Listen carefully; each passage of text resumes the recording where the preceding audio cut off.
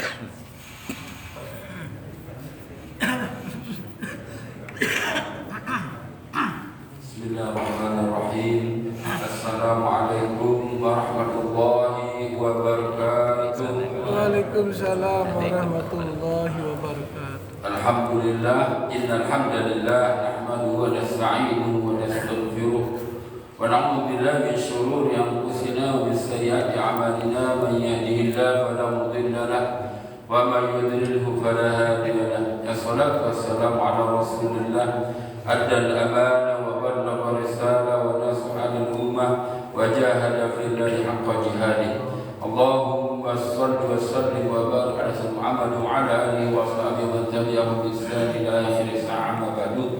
Alhamdulillah, di pagi hari ini kembali kita bisa bersilaturahim, duduk beriktikaf di Masjid Nabi dengan sama-sama berniat agar kita dekat kepada Allah Subhanahu wa taala, taqarruban ila Allah, mendekatkan diri kita masing-masing kepada Allah Subhanahu wa taala, dan semoga kita tercatat sebagai hamba-hamba Allah yang pandai bersyukur atas segala nikmatnya, baik nikmat iman, Islam, ihsan, nikmat selalu menikmati ibadah kapan saja dan di mana saja hanya kepada Allah Subhanahu wa taala. La na'budu illa iyyah atau inna iyyaka na'budu wa iyyaka nasta'in.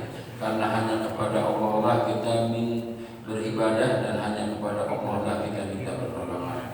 Salawat dan salam kita haturkan kepada Rasulullah sallallahu alaihi wasallam yang menjadi kedua dan suri teladan kita. Semoga memperbanyak salawat dan salam dan baginda Rasulullah sallallahu alaihi wasallam dan berkah syafaatnya baik dalam kehidupan dunia ini maupun dalam kehidupan di akhirat. Amin amin ya rabbal alamin.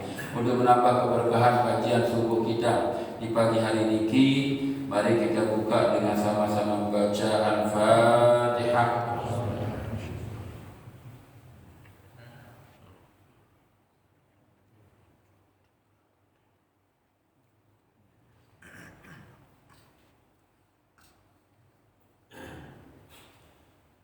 Amin amin ya rabbal alamin. Jamaah mengajar rahimahullah.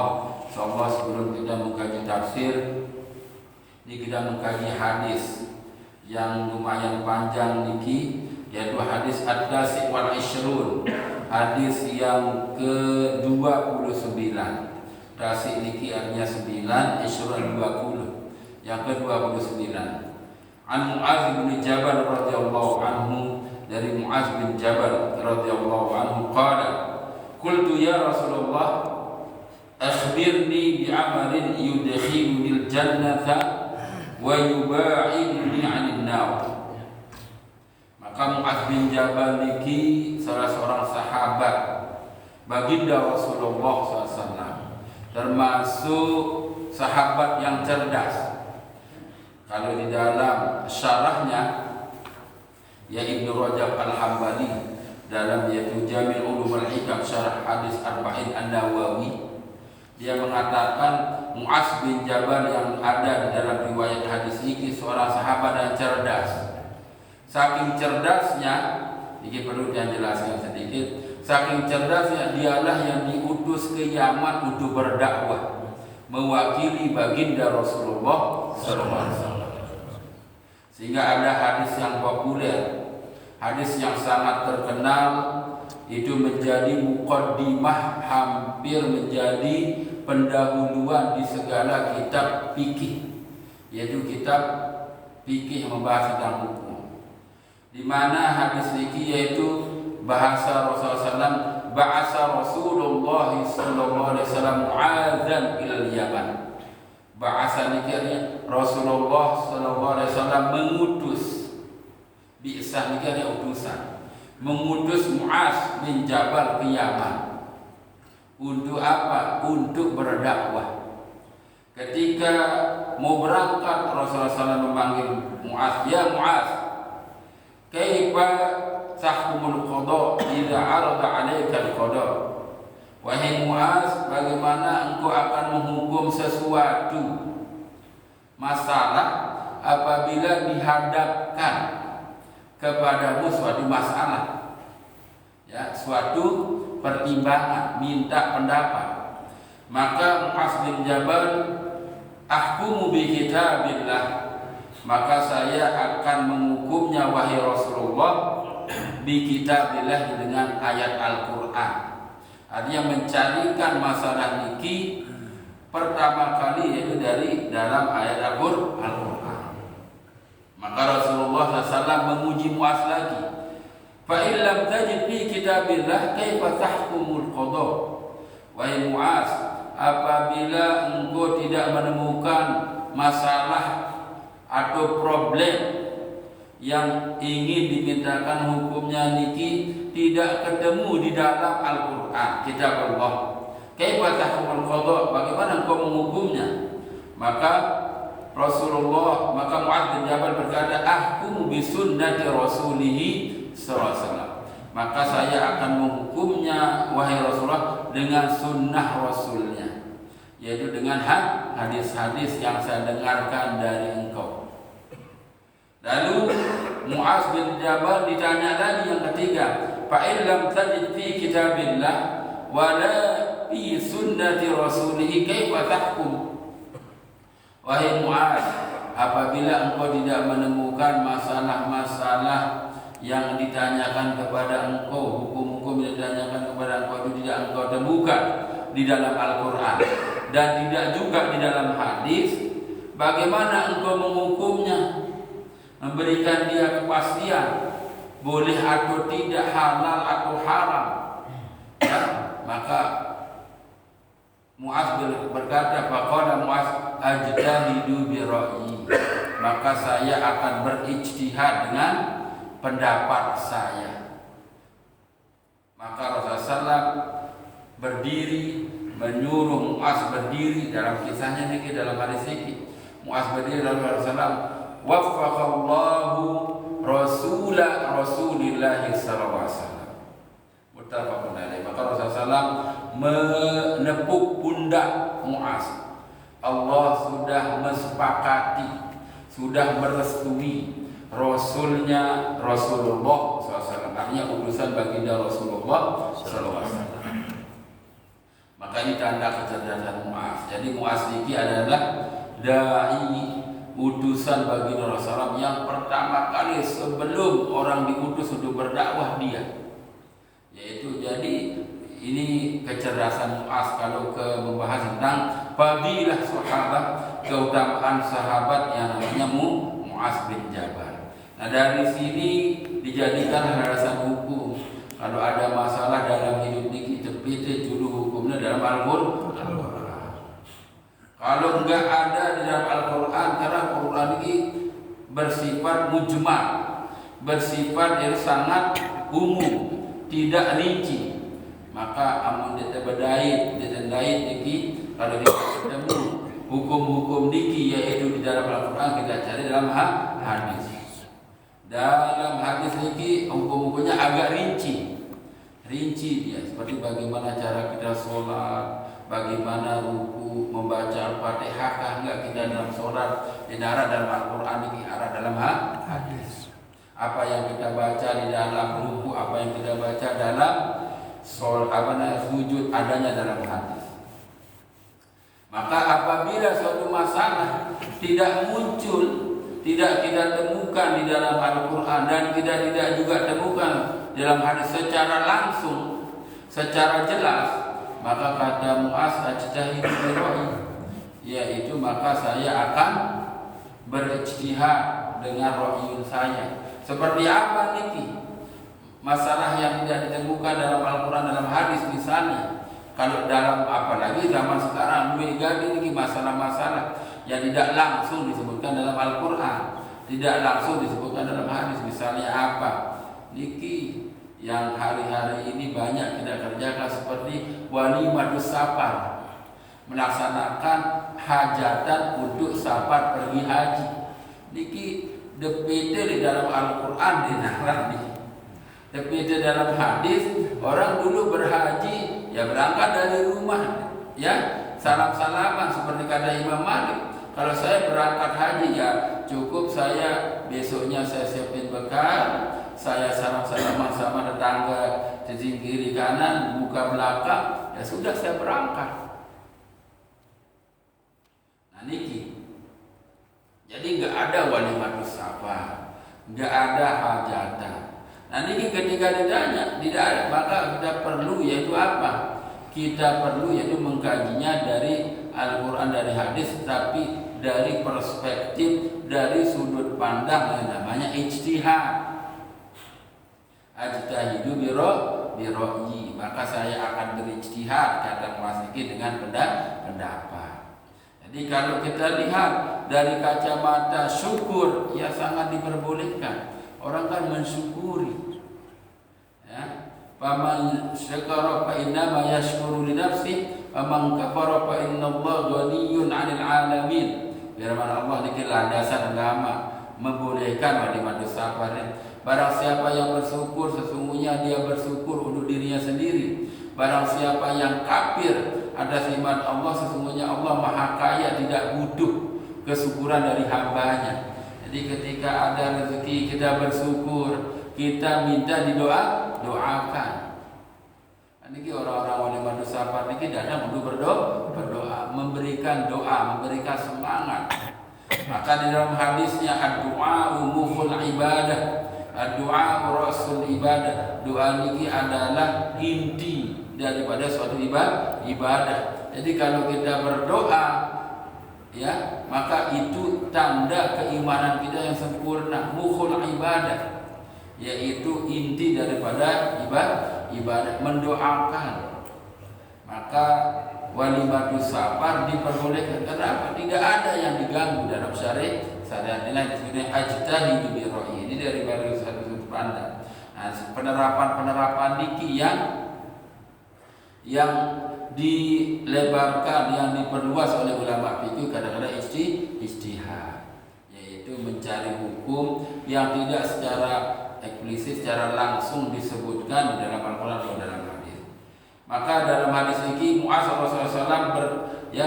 bin Jabal bertanya kepada Rasulullah, wahai Rasulullah SAW, akhbirni, beritahu aku, bi'amalin yudkhilunil jannah, beritahu aku tentang suatu perbuatan yang mana bisa aku masuk ke dalam surga, wa yubaiduni 'anil nar, dan menjauhkan diriku dari api neraka. Kalau kemarin hadis-hadis yang lebih dulu ini satu, yaitu hadisnya apa? Beritahu aku perbuatan yang memasukkan aku ke dalam surga saja. Maka Rasulullah SAW bersabda, bukan Mu'adz yang bertanya, ya, Abdullah bin Mas'ud yang bertanya, beritahu aku tentang yang memasukkan aku ke dalam surga. Maka Rasulullah SAW menjawabnya, as-salatu fi waqtiha wa shaumi Ramadan, ya, wal haji bait man istata'a ila sabila. Perbuatan yang memasukkan engkau masuk surga, wahai Abdullah Mas'ud, yaitu sholat pada waktunya, puasa bulan Ramadan, dan haji ke Baitullah. Nah, ini disebutkan dalam hadis. Kenapa dia jawab? Abdullah bin Mas'ud enggak bertanya seperti Mu'adz niki. Kalau Mu'adz niki bertanya dua hal. Perbuatan yang mengantarkan orang ke surga dan perbuatan yang menjauhkan seseorang dari neraka. Faqala laqad sa'alta an 'azimin wa innahu la yasirun 'ala man yasarahu Allah ta'ala alaihi. Wahai Mu'adz, kata Rasulullah, sesungguhnya engkau sudah bertanya tentang suatu masalah yang agung niki, an azim. Azim niki yang besar, masalah yang besar. Wa innahu la yasir, tapi hal ini sangatlah mudah. Pertanyaanmu itu berat, wahai Mu'adz, untuk dijawab. Perbuatan apa yang mengantar engkau masuk surga dan menjauhkan engkau dari api neraka? Pertanyaan ini berat, azim. Tapi ini mudah bagi orang yang dipermudah oleh Allah SWT. Yassarallahu ta'ala. Bagi orang siapa saja yassarallahu ta'ala, yang dimudahkan oleh Allah.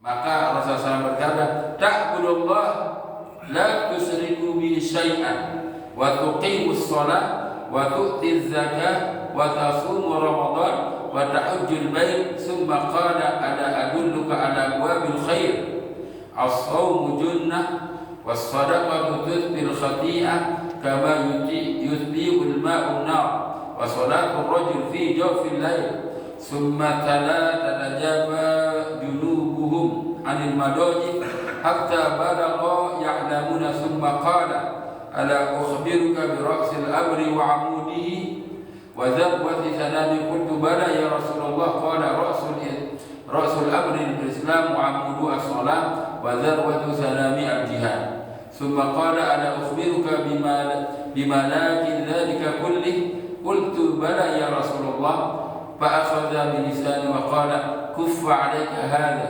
qultu ya nabiy Allah wa inni la mu'akhadhani bima natakallamu bih faqala kalimatuka ummuka wa hal yaktubu an-nas bin nar ala wujuhi aw qala ala manakhirihim illa hasaidu alsinatihim rawahu Tirmidzi wa qala haditsun hasanun sahih. Nah ini jawaban Rasulullah SAW.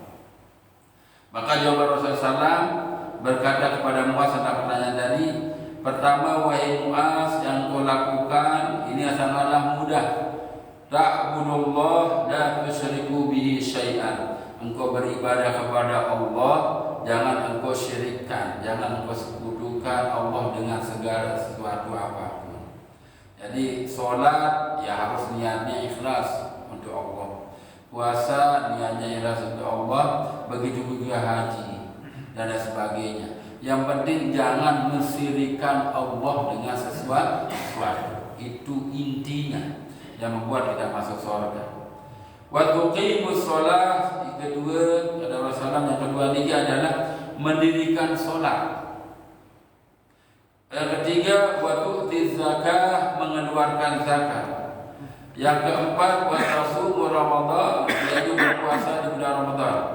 Yang kelima yaitu wa ta'udul bait, dan engkau berhaji. Jadi jelas rukun Islam yang lima. Syahadat niki diartikan oleh Rasulullah ta'budullah la tusyriku bihi syai'an. Engkau beribadah kepada Allah, tidak mensekutukannya dengan sesuatu apapun. Lalu kita melaksanakan rukun Islam yang selanjutnya, dirikan sholat, mengeluarkan zakat, berpuasa di bulan Ramadan, wa tahujjul bait, dan yaitu haji ke Baitullah. Nah, ini kemarin yang menerangkan di salah satu pengajian ini, haji itu hanya ke Baitullah. Walillahi 'alan nasi hajjul bait man istata'a ilaihi sabila, surah Al-Imran ayat 97. Dan miliklah Allah atas manusia. Nah, walillahi 'alan nas berarti Allah telah mewajibkan atas manusia hajjul bait, yaitu haji ke Baitullah. Man istata'a ilaihi sabila, bagi siapa yang mampu untuk melaksanakannya, menjalankan, artinya berjalan ke Baitullah tersebut. Maka haji niki hanya ke Baitullah, yaitu yang adanya di Makkah Al-Mukarramah. Tidak ada haji selain itu. Kenapa hal ini diungkapkan dalam surah Al-Imran? Ini kita masuk penafsirannya sedikit. Kenapa surah Al-Imran ayat 97 diungkapkan? Karena ketika orang Yahudi mendengarkan surat Ali Imran ayat 83, ya, di mana Allah Subhanahu wa taala berfirman, "Inna dina indallahi wa may yabtaghi ghayra al-islam dinan fala yuqbal minhu wa huwa fil akhirati minal khasirin." Ya, ketika Allah Taala menurunkan ayat surah Ali Imran ayat 83, dan barang siapa yang memeluk selain agama Islam, la yuqbal minhu, tidak akan pernah diterima oleh Allah Ta'ala, wa huwa fil akhirati minal khasirin, dan di akhirat nanti dia termasuk orang-orang yang merugi. Mendengar ayat surah Ali Imran ini, orang Yahudi mengatakan, wa nahnu muslimuna ya Muhammad. Ini sebab nuzulnya, sebab turunnya ayat ini. Kalau begitu, wahai Muhammad, kami orang muslim, karena kami yaitu mengakui Nabi Ibrahim nabi, dan Nabi Musa itu nabi, dan Nabi Ismail itu nabi. Kami orang muslim karena Nabi Ibrahim lah orang muslim, hanifah muslimah wa ma kana minal musyrikin. Kan doa Nabi Ibrahim ini, yaitu Nabi Ibrahim adalah orang yang hanif lurus menjadi orang muslim. Nah, ketika orang-orang Yahudi berkata, kami orang Muslim, wahai Muhammad, jangan anggap kami orang kafir. Maka turunlah ayat yang tadi, walillahi 'alan nasi hajjul baiti man istata'a ilaihi sabila wa man kafara fa innallaha ghaniyyun 'anil 'alamin. Turunlah ayat, wahai orang-orang Yahudi, sesungguhnya haji itu hanya ke Ka'bah, Baitullah, ke Ka'bah. Dan barang siapa yang yaitu kafir akan haji ke Baitullah, fa innallaha ghaniyyun 'anil 'alamin, sesungguhnya Allah tidak butuh daripada penyembahan ibadah hamba-hambanya, ibadah makhluknya. Maka orang Yahudi mengatakan, faizan la nuthi'uka, kalau begitu wahai Muhammad, engkau nyuruh kami berhaji ke Ka'bah, ke Baitullah, ke Masjidil Haram untuk melakukan haji, kami tidak akan pernah patuh. Makanya orang Yahudi lagi dikatakan, fa innakum kafiruna billah. Kalau Rasulullah, kalau begitu wahai orang Yahudi, sesungguhnya kalian kafir. Apa sebabnya niki orang Yahudi mengatakan ketika turun ayat 83 dia mengatakan muslim, mukmin. Tapi ketika turun ayat 97 dari Rasulullah mengatakan langsung dia kafir, karena sesungguhnya itu keangkuhan orang Yahudi. Jadi kalau orang Yahudi meyakini kalau haji itu cukup ke Baitul Maqdis yang ada di Palestina. Sehingga Bapak Ibu lihat rahimahullah, Bapak Ibu lihat kalau orang Yahudi ini pergi ke masjid Baitul Maqdis, itu dia tidak apa? Tidak hanya untuk sholat, tapi dia megang temboknya, dia tawaf mengelilingi Baitul Maqdis ini. Nah, kalau sudah itu dia akan mengatakan dirinya berhaji. Nah, inilah yang akan dibersihkan oleh Rasulullah SAW, bahwasanya haji niki hanya ke Baitullah. Maka ketika dikatakan haji itu hanya ke Baitullah, orang Yahudi mengatakan kami tidak akan pernah patuh. Kenapa patuh? Tidak pernah patuh karena orang Yahudi niki tidak mau beriman kepada Rasulullah, tidak mau beriman kepada Nabi Ismail, tidak mau pernah mengakui Nabi Ismail sebagai nabi. Yang hanya diakui oleh orang Yahudi, Nabi ini adalah Nabi dari keturunan Nabi Ibrahim sebagai Nabi dan dari keturunan Nabi Yakub. Pada Nabi Ibrahim ini punya istri dua, yaitu Sarah sama Siti Hajar. Dari Sarah lahirlah yaitu Nabi Yakub. Dari Nabi Yakublah keturunan Nabi-Nabi Israel lahir. Nah, dari Sarah keturunlah ya dari Siti Hajar lahirlah yaitu Nabi Ismail. Dari Nabi Ismail lah nanti turunlah ke Nabi dan Rasul kepada baginda Rasulullah SAW. Jadi tidak mau ini masalah beda ibu nih, satu bapak. Bapaknya sama Nabi Ibrahim, ibunya yang beda yaitu Sarah sama Siti Hajar. Nah, akhirnya Rasulullah Allah menegaskan sesungguhnya orang Yahudi itu orang kafir. Dia Islam kalau hanya dari runutan Nabi Yakub. Tapi begitu kenabian Rasulullah pindah dari keturunan yaitu ke Nabi Ismail seperti Rasulullah, mereka tidak menerimanya. Jadi haji niki hanya ke Baitullah Ka'bah. Orang Kristen juga akan keluar dari agama Islam. Kenapa? Karena kalau haji mereka orang Kristen niki kemana? Yaitu ke atas Bukit Tursina. Sampai sekarang niki. Jadi kalau Bapak Ibu rahimahullah ada rezeki banyak, umroh, ya umroh misalnya sesudah umroh belas pergi ke Mesir. Nanti kalau di Mesir terus minta diajak ke atas Bukit Tursina. Maka di atas Bukit Tursina itu ada gereja.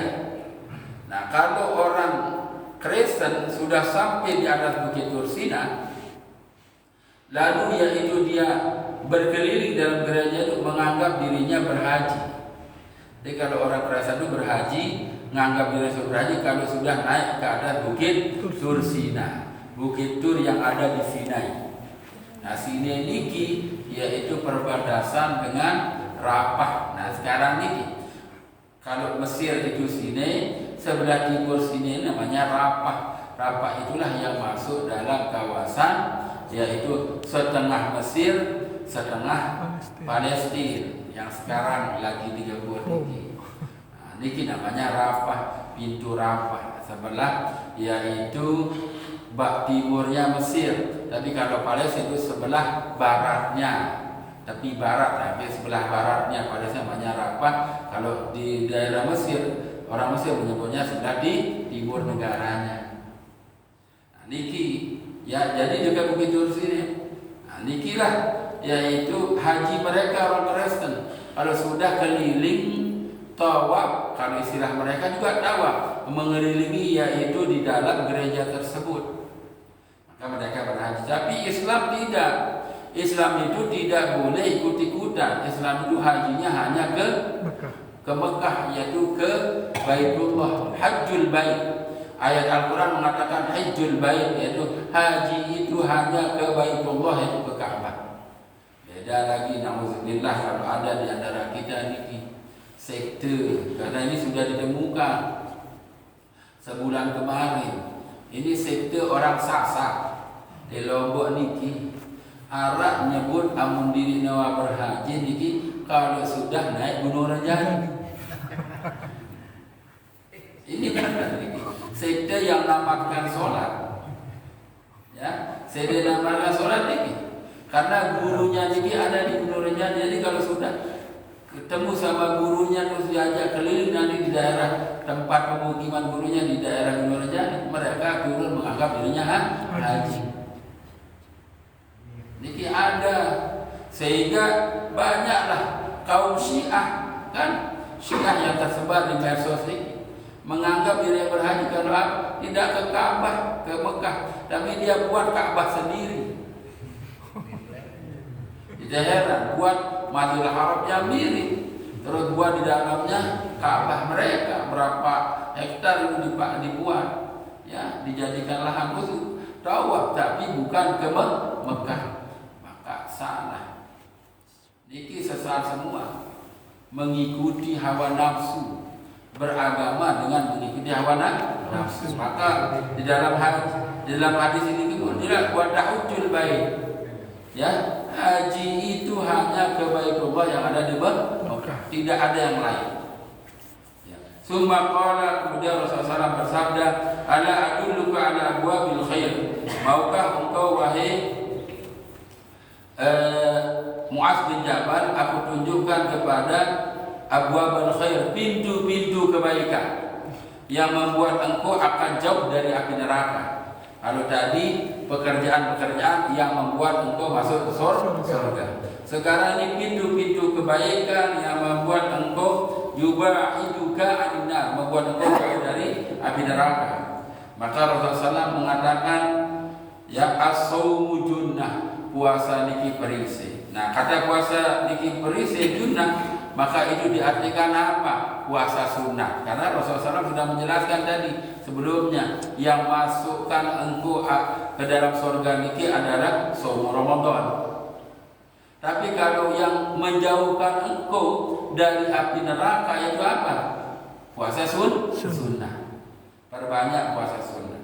Was-shadaqah tutbi'ul khati'ah kama yutbi'ul ma'u an-nar. Yang kedua yang menjauhkan engkau dari api neraka adalah sedekah. Sedekah niki artinya apa? Yang sunnah. Kalau yang wajib namanya zakat. As-sedekah yaitu apa? Tutbi'ul khati'ah, akan menghilangkan jejak kejelekan, akan menutup, mematikan yang namanya kejelekan. Kama yutbi'ul ma'u an-nar, kata Rasulullah, sebagaimana air bisa mematikan, memberantas api. Itu namanya sedekah. Lihat bagaimana beli api ini, kalau sudah pemadam air datang pasti mati. Begitu juga sedekah. Sedekah ini akan menghilangkan dosa, kesalahan khilaf kita. Maka sedekah itu adalah menjauhkan diri dari api neraka. yang sebenarnya dosa mendekatkan diri ke neraka, tapi dihilangkan dosa niki dengan sedekah. Puasa sunnah, sedekah. Terus wasolatul rajul fi jawfil lail, yaitu sholat seorang laki-laki. Ini Rasulullah SAW menjadi seorang laki-laki, tapi ini untuk perempuan juga ibu. Ya, fi jawfil lail, di ujung malam, di sepertiga terakhir malam. Summa salah, kemudian Rasulullah SAW membaca ayat Al-Quran, tatajafa junubuhum anil madoji. Kemudian yaitu Rasulullah SAW membaca Al-Quran yang mengisyaratkan pentingnya sholat tahajud, sholat tengah malam. Itu apa? Sesungguhnya mereka itu menjauhkan kulit-kulit mereka dari tempat tidur.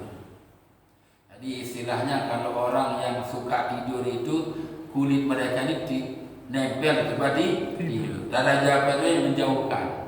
Sesungguhnya mereka itu adalah orang-orang yang menjauhkan kulitnya dari tempat tidur. Hatta balagha ya'maluna, sampai yaitu mereka terus melakukan pekerjaan sesudah itu.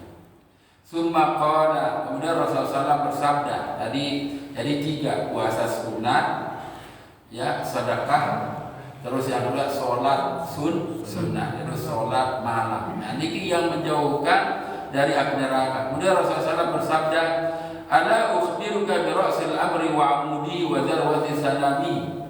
Maukah engkau wahai Muaz bin Jabal, aku beritahu apa pokok utama dari agama Islam dan tiangnya, wa darwati sanami, dan yaitu pedangnya agama Islam itu apa? Bala ya Rasulullah, maka Muaz berkata, ya Rasulullah, beritahu kami apa pokok utama urusan dalam agama Islam dan apa yaitu zarwatusan, tajamnya pedang orang muslim ini. Maka Rasulullah SAW mengatakan Rasul amril Islam wa amuduhu as-sholah. Nah, ini sering kita lihat di Tidiwan ini. Kalau kita nonton TV terus azan di Tidiwan, pasti hadis ini muncul sesudah azan. Apa Rasulullah SAW bersabda, Rasul amril Islam, bahwasanya pokok utama dalam syariat Islam, wa amudu, dan tiang utama daripada rukun-rukun Islam ini adalah as-sholatu, yaitu sholat. Karena dalam sholat ada syahadat, pengakuan tidak memusyrikkan Allah, la syarikalah, wa bidzalika umirtu wa ana minal muslimin. Itu ada kita baca dalam sholat. Di dalam sholat juga ada kita penegasan syahadatain, memperbaharui keislaman. Di dalam sholat juga ada rasa, yaitu rasa syukur kita. Allah maghfirli warhamni wajburni warfa'ni, rasa syukur kita. Maka Rasulullah mengatakan sesungguhnya pokok utama dalam agama Islam dan tiang utamanya yaitu sholat. Wazur watu salami al-jihad, dan yaitu yang paling tajam bukti keimanan seseorang yang namanya jihad, berjuang di jalan Allah. Summa qala ala ukhbiruka bima la dzalika kulli, maukah engkau wahai Muaz bin Jabal, aku beritahu engkau tentang bima la dzalika kulli. Malak niki artinya yaitu bima la, apa yang engkau harus punyai dengan untuk melakukan hal itu. Qultu ya bala ya Rasulullah, wahai Rasul silakan beritahu. Fa akhadha bi lisanihi, maka Rasulullah memegang lidah dia, membedah lidah beliau, ya. Wa qala kuffa alaika, wahai Muaz, jaga lisan. Itulah yang semua menghalang, semua yang menghancurkan ibadah tadi, sholat tadi, yaitu kuffa alaika hadza, jaga yang namanya lisan. Qultu ya Nabi Allah, wa inna la mu'akhadhatin wa bima tatakallamu bih. Wahai Rasulullah, bolehkah aku menyampaikan apa yang engkau sampaikan tadi kepadaku, kepada para sahabat? Faqala, ya, kalimatuka ummaka wa hal yaktubun nas bin nari ala wujuhihim. Wahai Muaz, apakah aku pernah berkata kepadamu, sesungguhnya kalimatmu yang paling bisa menghancurkan perbuatan-perbuatan itu adalah kalimat uffin li ummika, engkau mengatakan engkau tidak patuh kepada ibumu, itulah yang menghancurkan segala perbuatan ibadah engkau kepada Allah Subhanahu wa taala. Lalu hal yaktubun nas binnari ala wujuhim, apakah mereka sesudah beribadah sudah yaitu menjauhkan mengerjakan hal-hal yang memasukkan mereka ke dalam surga yang tadi, hal-hal yang menjauhkan mereka yaitu dari api neraka yang tadi, terus sudah yaitu melaksanakan sholat, maukah engkau tahu apa yang menyebabkan mereka akan tertulis di muka mereka ini calon penduduk neraka?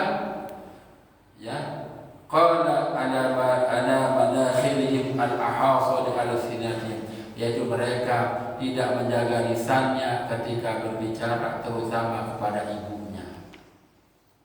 Jadi niki rawahu Bukhari wa Muslim. Jadi patuh kepada orang tua itu tidak bisa, ya, kepatuhan kepada orang tua tidak bisa dibedakan, dipisahkan dari yaitu kepatuhan kepada Allah Subhanahu wa taala. Kita jaga sholat akan lebih bermakna kalau kita penuh kepatuhan kepada orang tua. Melaksanakan ibadah, puasa, sedekah akan lebih utama kalau kita melaksanakan kepatuhan, yaitu dengan diikuti dengan kepatuhan kepada orang tua. Maka Rasulullah SAW mengatakan, maukah engkau wahai Mu'adz, hal-hal yang tadi saya omongkan itu akan sia-sia semua untuk engkau lakukan. Maka Mu'adz berkata, ya Rasulullah, apa? Yaitu ala manakhirihim al-hasid al-sinatihim, yaitu mereka tidak menjaga lidahnya ketika berbicara dengan orang tuanya.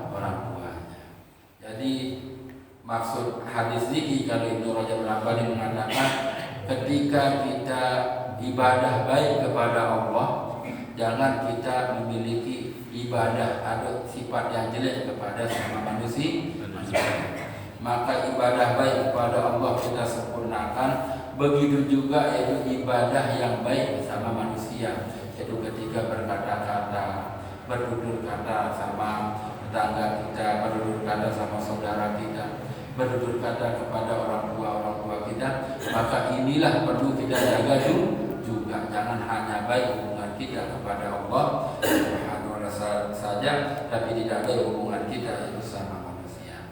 Nah, niki yaitu penjelasan hadis yang ke 29 tadi ini? Ya, 29. Hah? 29. Iya, 29 tadi.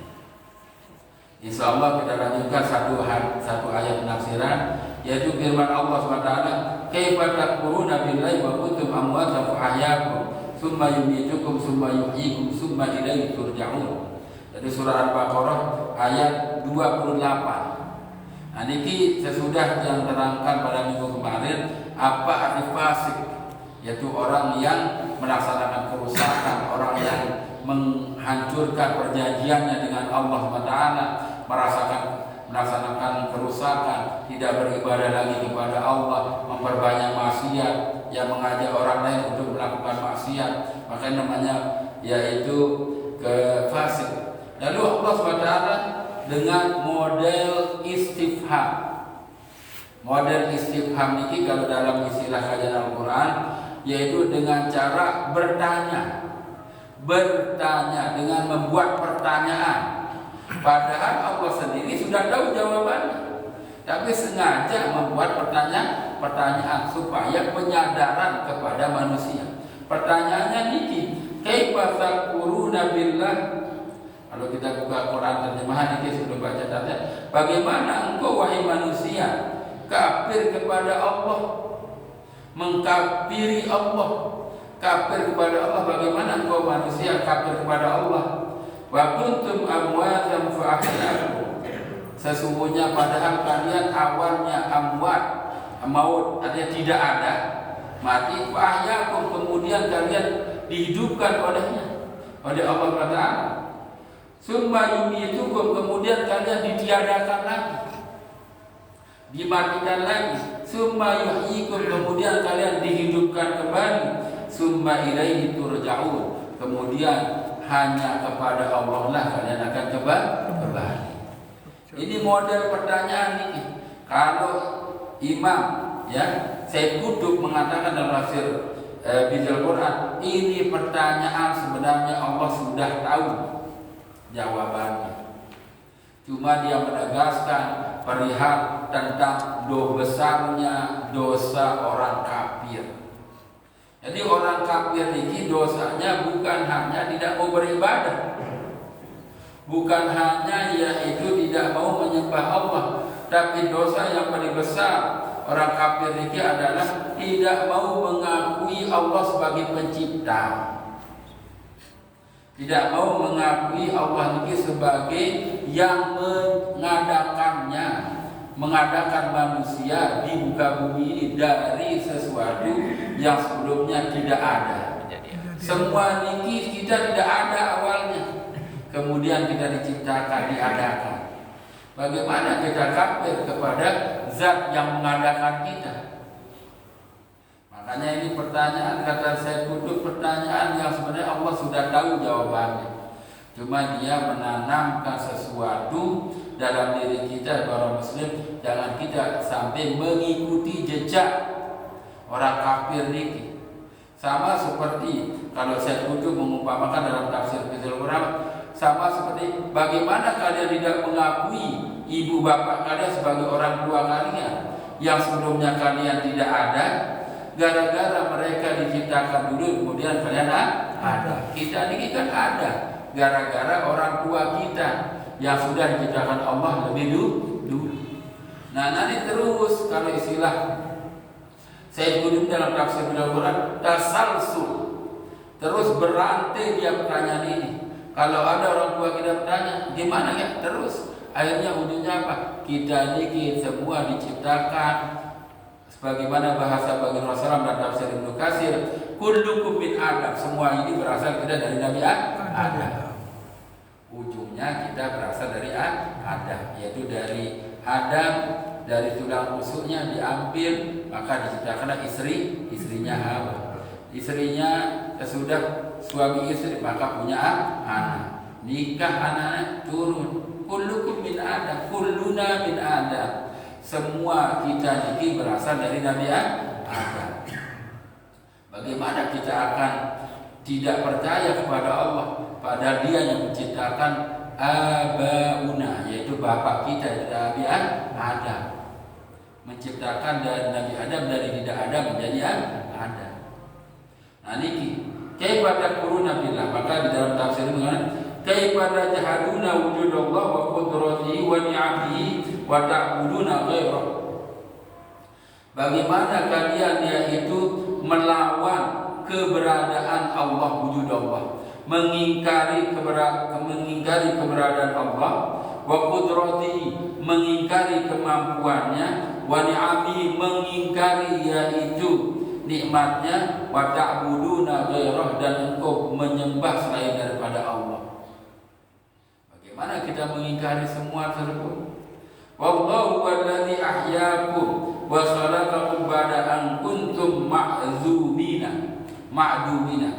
Sesungguhnya Allah Subhanahu wa taala Dialah yang memberikan kalian hidup, yang khalaqakum, yang mengadakan, yang menciptakan kalian, ba'da an kuntum ma'dumina, yang mana sebelumnya kalian tiada. Jadi semua nikmat ini kita rasakan, kita nikmati, yaitu sesudah tidak ada. Sehingga di dalam tafsir Said Qutb yang dia baca persiapan pagi ini, dia mengatakan fa'awwalun ni'am huwa al-khalqu. Nikmat yang pertama kali dicipta yang harus disyukuri oleh manusia adalah nikmat penciptaan. Nikmat kita ada. Karena segala nikmat Allah yang lainnya tidak akan bisa kita nikmati kalau kita tidak ada. Nikmat sehat ini karena kita ada. Kalau kita sudah mati di neraka, nikmat sehat ini tidak bisa kita rasakan. Begitu juga nikmat makan ini kan, nikmat makan kita masih hidup, nikmat yaitu al-khalqu, nikmat kita diciptakan oleh Allah. Kalau kita tidak diciptakan, kita tidak bisa menikmati makanan yang kita makan, baju yang kita pakai, rumah tempat kita nginap dan sebagainya, tidak akan bisa kita nikmati. Kalau sudah orang meninggal kan nikmat-nikmat itu hilang. Maka saya itu mengatakan fa'awwalun ni'am alladhi yashkuruhu an-nas wa ni'matul khalqi. Yang pertama kali harus disyukuri oleh manusia adalah nikmat kita diadakan, nikmat adanya kita di muka bumi ini, nikmat penciptaan. Ya, summa yumitukum fid dunya inda intihai ajalikum. Kemudian sesudah diadakan, diciptakan kita di muka bumi ini, kita yaitu apa? Yumitukum, kita dimatikan oleh Allah Taala. Ba'da intihai ajalikum, sesudah kita ajal kita habis. Sehingga kata ulama dalam ilmu akidah, yang kita yakini itu ajal itu apa? Ajal itu beda sama umur. Kalau ajal itu kehendak Allah kapan dia akan mematikan manusia, itu tidak bisa kita la yasakhiruna sa'ah wa la yastaqdimun. Tidak bisa dimajukan, tidak bisa diakhiri. Tapi kalau umur, kata Said Qutb mengambil kutipan dari Imam Ghazali, kalau umru yastati'u ayuqaddira bil insan bil istighfar atau bil silaturahim. Maka kalau masalah umur itu bisa diperpanjang oleh manusia dengan memperbanyak istighfar dan dengan memperbanyak silaturahim. Jadi umur sama ajal beda. Kalau umur itu kita ditulis, kata saya Qutb di Lauhul Mahfuz, oh umur si fulan 65 tahun. Tapi karena dia banyak istighfar, banyak silaturahim, maka umurnya akan ditambah oleh Allah, kata saya Qutb. Kenapa? Karena ada hadis baginda Rasulullah SAW bersabda, man aroda ayyub saqalu birizki wa yunsta'alu bi asari falyasir rahimah. Barang siapa yang menginginkan umurnya ditambah, diperpanjang, terus rezekinya diperluas, maka adalah dia memperbanyak silaturahim. Jadi kalau tidak silaturahim itu manfaatnya menambah umur. Itu diakui bagi Rasulullah. Istighfar itu menambah umur. Karena mengakui diri kita banyak dosa, maka kita minta kepada Allah, yaitu apa? Supaya umur kita, waktu kita untuk bertobat lebih panjang. Itu istighfar. Nah, niki maksud yaitu kalau ajal beda. Kalau sudah Allah menginginkan ajal kita habis, ya habis. Nah, itulah yang disebut dengan kematian yang pertama. Summa yuhyikum bil ba'si yaumil qiyamah. Kemudian sesudah kita meninggalkan dunia ini, Allah lagi menghidupkan kita. Yaumul ba'si yaumil qiyamah, yaitu indah ba'si, ketika kita hari kebangkitan pada hari kiamat. Supaya apa? Supaya kita mempertanggungjawabkan atas apa yang kita perbuat. Jadi ada jeda, ada istilah saya Qutb dikit. Sudah hidup kita diistirahatkan lewat mati. Tidak ada perbuatan, tidak ada dosa, tidak ada amal soleh yang kita lakukan. Kalau sudah masuk kubur, kita tidak bisa menambah dan mengurangi. La nazid wa la nanqus. Kita tidak bisa menambah atau mengurangi amal perbuatan kita ketika kita sudah masuk kubur. Nah, sesudah kubur kita akan dibangkitkan. Jadi disitulah kita hanya tinggal dihakimi saja. Tidak bisa menolak, tidak ada pembelaan. Jadi penghakiman, ya, hukum atau kehakiman dalam hadapan Allah tidak ada pembelaan. Tidak ada pembelaan. Beda dengan kata Said Qutb, yaitu apa? Pengadilan di dunia. Kalau pengadilan di dunia kan ada pembela, ada penuntut umum. Ya, kalau di pengadilan di hadapan Allah tidak ada pembelaan.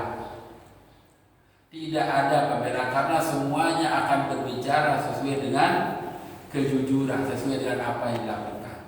Kalau dalam ayat Al-Quran, dalam surat Yasin itu, tangan kita berbicara, ya, kaki kita akan berbicara. Itulah pengadilan Allah. Tidak ada pembelaan dari diri kita.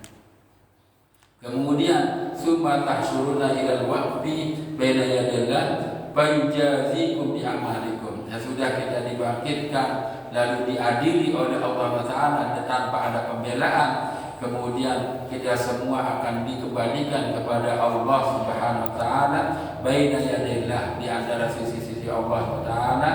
Fayujazikum bi amalikum. Setelah yang kita diberi yaitu apa? Jaza, diberi imbalan dari apa yang kita perbuat. Baik kita perbuat, maka Allah memberikan ganjaran kebaikan.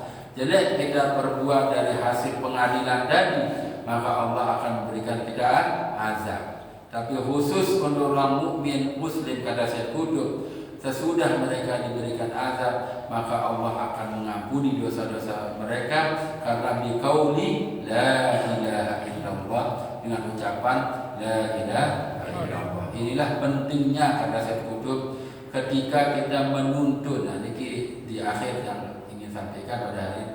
Inilah pentingnya ketika ada orang meninggal, kita tuntun dengan ucapan la ilaha illallah. Jangan sampai ada keluarga kita yang meninggal, tidak ada yang menuntunnya. Jangan sampai ada keluarga kita mengembuskan nafas terakhir, tidak ada orang-orang yang dicintai di sampingnya untuk menuntunnya. Tetap dituntun, walaupun yaitu mereka tidak bisa lagi berucap. Misalnya mungkin karena sudah di rumah sakit kan selaku selamat, tak sadar nggak bisa, tetap dituntun lewat telinga. Karena yang berbicara itu bukan lagi mulut ketika nikah, tapi yang berbicara dengan hati. Maka inilah disebut dengan yusabbidullah bil qawli sabit. Ditetapkan kalimat la ilaha illallah pada diri orang mukmin ketika itu sudah meninggal dunia. Nah, ini yang pentingnya, yaitu karena kita akan kembali kepada Allah. Orang mukmin pasti akan dimasukkan dalam surga ketika itu bil qauli sabit, yaitu kalimat la ilaha illallah. Kedua lagi yang bisa saya sampaikan untuk kajian kita pada pagi hari ini, insyaallah minggu depan kita akan masuk ayat yang ke-29 dari surah Al-Baqarah. Mari kita tutup kajian kita untuk pagi hari ini karena ini waktu sudah sangat suruh ya. Kita tutup dengan sama-sama baca istighfar, kita sama-sama berdoa. Sallallahu alaihi wa sallam. Sallallahu alaihi wa sallam. Sallallahu alaihi wa sallam. Alhamdulillah rabbil alamin. Syakirin hamdan na'iin hamdan mustaghfirin bila sa'a wa labka hamdan radina bil qada'i wal qadar hamdan awabina ilaika ya Allah hamdan yu'abni ni'amika bimazidan ya rabbana alhamduka bi fadli jalal wajhika wa la'azim sultanak. Allahumma salli wa sallim wa barik ala Muhammad wa ala alihi wa ashabihi wa sallam. Allahumma 'allimna ma yanfa'una wanfa'na bima 'allamtana innaka anta 'allamul ghuyub. Allahumma qad istawda'tuka bima 'allamtana wa 'allimna ma dhakira wa nasina wa lana hajatin wa nasira rabbal alamin. Allahumma atina min indika rahmatan wa hab lana min ladunka ilman wa hukman wa hikmatan. Allahumma atina min indika rahmatan wa hab lana min ladunka ilman wa hukman wa hikmatan. Rabbana nashkuru ni'mataka allati alaina wa ala walidina wa la sadiqa wa aslihna fi dhurriyyatina wa aslihna fi aqidatina wa aslihna fi auladina wa banatina wa aslihna fi ibadatina wa aslihna fi hayatina wa aslihna fi jami' amalina inna tubna ilaika wa inna minal muslimin. Rabbana taqabbal minna salatana wa siyamana wa du'ana wa takhashshu'ana wa tadarrumana wa ta'abbudana wa tilawatan wa tadarrusana Qur'ana innaka antas samiul alim wa tub 'alaina innaka antat tawwabur rahim. Rabbana atina fid dunya hasanah wa fil akhirati hasanah wa qina adzaban nar. Adkhilna al-jannata bi rahmatika ya alamin. Subhana rabbika rabbil izzati amma yasifun. Salamun 'alal mursalin rabbil alamin. Sirrul Fatihah.